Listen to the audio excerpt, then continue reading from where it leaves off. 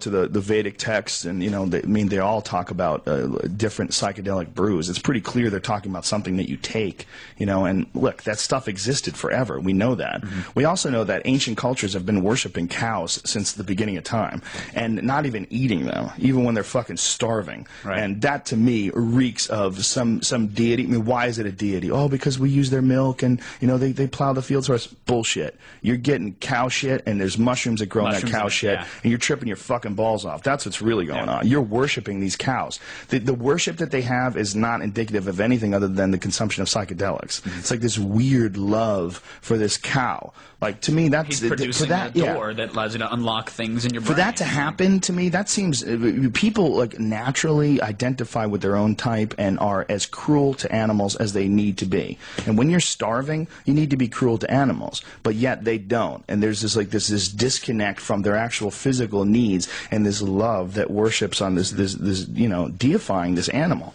And we also know that they're big on fucking psychedelics. We know that their past has lots of references in the ancient texts to psychedelics. And psychedelic mushrooms grow better on cow shit than anywhere in the world. That's the best place for them. By the way.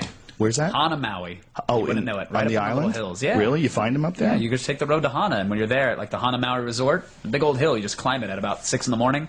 It's everywhere. Well, the entire Pacific Northwest of the United States, the entire Pacific Northwest literally is like a mind of spores. It's like one gigantic organism, life form, like a base of spores. They're fucking everywhere up there. Psychedelic mushrooms, like, there's people that go up there and find them and grow them, but it's all connected with some, I mean, literally, if you believe that psychedelic mushrooms are some sort of a life form from somewhere else, which a lot of people believe, they believe that, much like they believe that, the Panspermia theory that we were talking about earlier, that, amino acids and all sorts of water and different things came from asteroids, hit Earth, and that started and seeded life. They believe that somehow or another these spores came from other planets.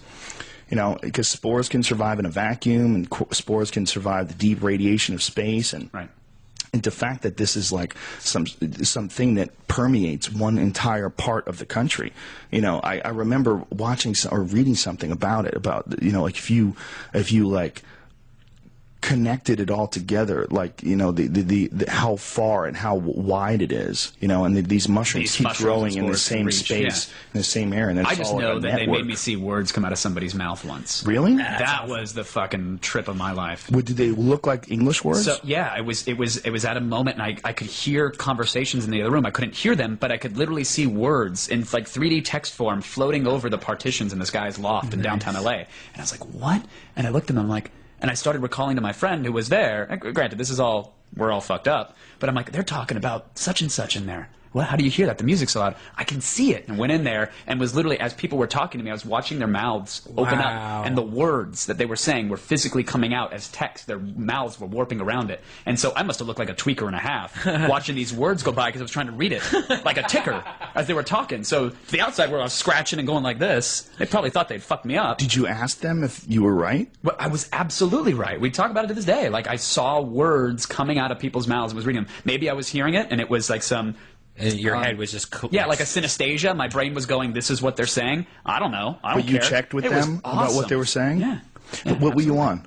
Just mushrooms. How much? Not that much. Lightweight. Couple stems, couple caps. Really? With peanut butter. See, what's weird, Kevin, is that lightweight. A lot of people, especially that I met through Joe, they're firm believers of, like, you just got to eat a shitload of mushrooms and blah, blah. No, I've never done this my whole life. It's always been like half an eighth, maybe, and I just took a half. That even sounds like crazy. Yeah, I just took like half of the eighth recently, and had probably the most hardcore visuals I've ever had in my life on mushrooms. I have friends that smoke salvia, and they'll see like visual distortions in the room. Like, they'll look up and the ceiling will rip apart, and they'll like snow will come in. I'm like, that's cool. That sounds fun. When I smoke it, I go to another fucking dimension. Me too. Another dimension. I didn't do it right the first time I did it. Oh, yeah? Yeah, I only did it once, and I didn't do it right, and I just did what they did. I was like an out-of-body experience. But, what you guys are talking about, you absolutely can get a brilliant and beautiful experience from just a little bit of mushrooms. Yeah. There's no doubt about it.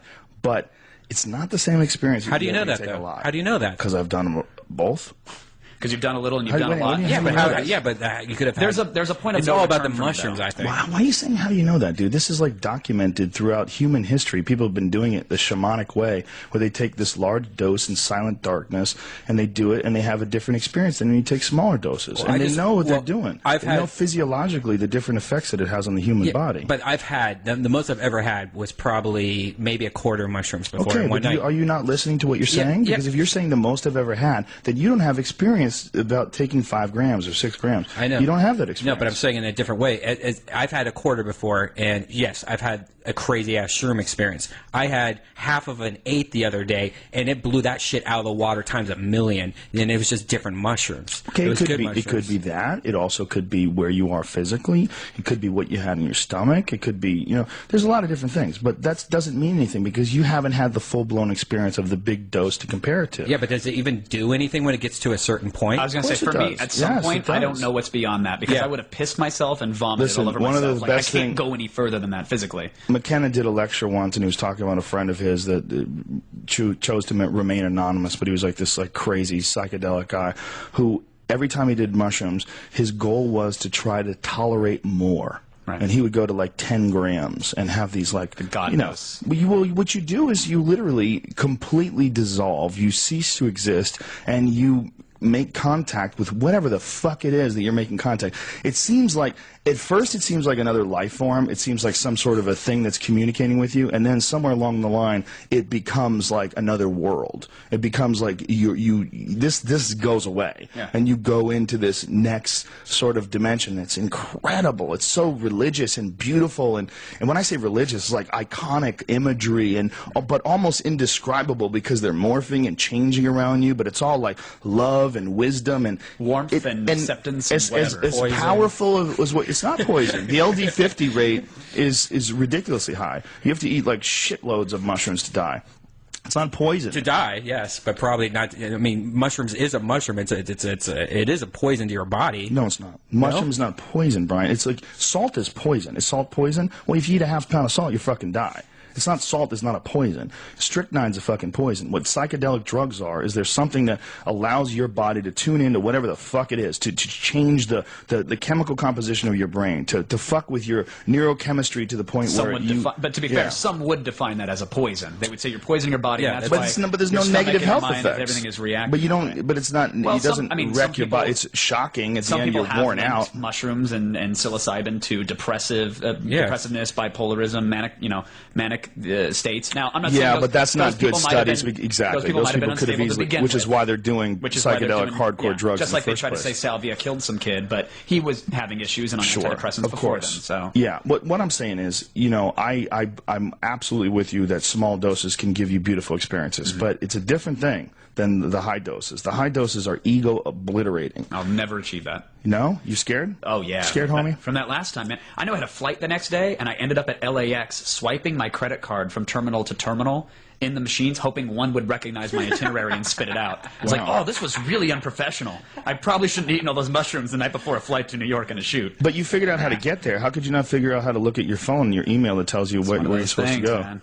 One of those things. That's some good shit. I had a really strong DMT trip, which is the last one that I had, and I haven't done anything like that in a couple of years because it was so powerful that for like a couple weeks afterwards, nothing seemed normal. I mean, everything worked. I could read, I could watch TV, I could have conversations, I could talk to people. No one would know that behind the surface I was like, I don't believe in the world anymore. Right. I don't trust in this dimension. Yeah. You're waiting for Morpheus to load a patch to fly a helicopter into your brain because you believe now you're in the Matrix. It was so humbling and so crazy and moving. And people go, bro, it's just fucking drugs, man. You're just doing drugs and your head's getting all fucked up. Right. It's all you're doing is you're doing drugs. Yeah.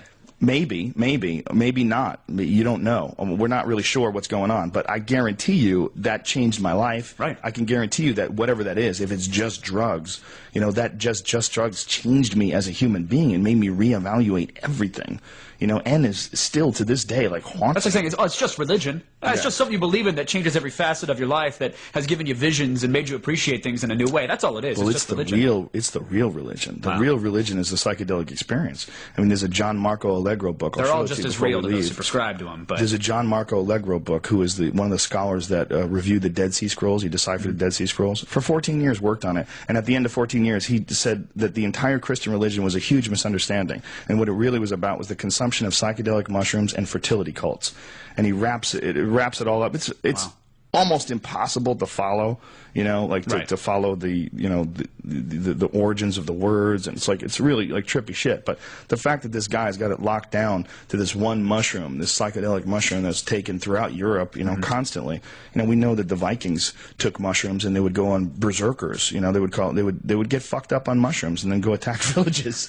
I mean, that's how they rolled back then. Yeah, man, they would get high on mushrooms. I still maintain I found my spirituality on salvia. Yeah, I started with small doses, and then I've done it about 6 times, and I don't want to do it again because the last time I did it was so fucking powerful and magical, very similar to your DMT experience.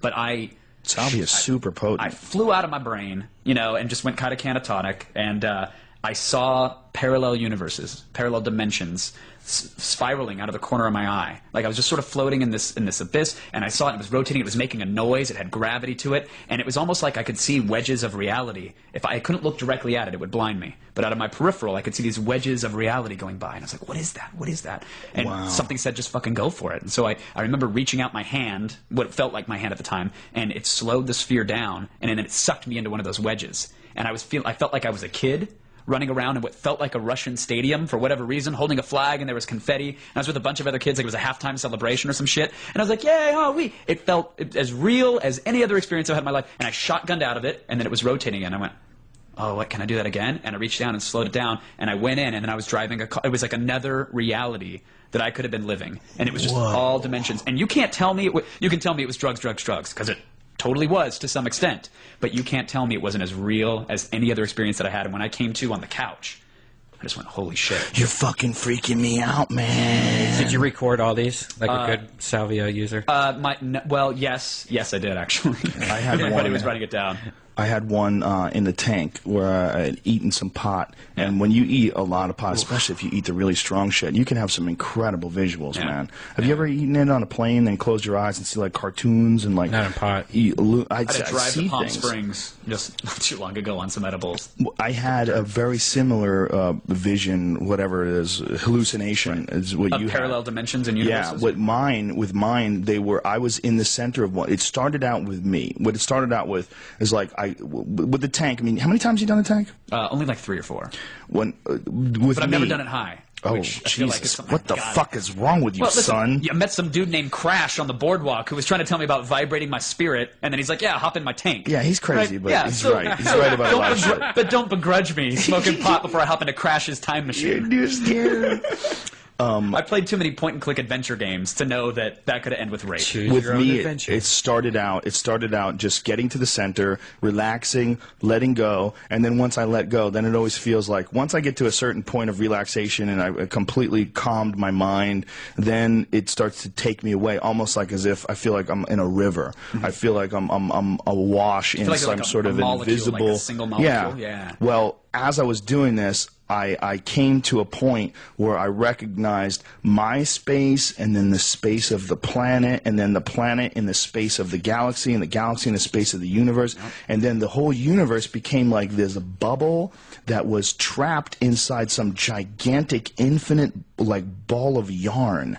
And each thread of this ball of yarn was like one universe after another universe, and they were all together swirling in this moving ball of yarn of universes connected, like circles connected, even with a tube, like they connected them all together. And it was all luminescent, and it was all, I was trying to take in all the information that was going on, all these different various worlds, but it was all different and all the same, and it was all happening simultaneously. And as I was trying trying to figure out like how big this ball of yarn is. It got literally too big for me to wrap my head around. Then I snapped out of it, right? And then I lost it. How long were you in the tank? Couple hours. Couple hours, yeah. The deeper I get is the longer I'm in there, the more I can relax, and it's almost like you achieve like different wavelengths, different mind frequencies. You know, like I mean, I know that you do in meditation, in extreme meditation, like they've taken monks and they've done studies. I am so jealous and envious of that shit. Of monks? Well, just of people that can deep meditate and get to that place versus needing to take salvia or needing to smoke some DMT. I'm not capable of shutting it all off like that. But if you do that deep meditating, like if I did monk it every life, day, if I did it every day and that was my only existence, then sure, that'd be fine. But I got a mortgage. Yeah, dude. I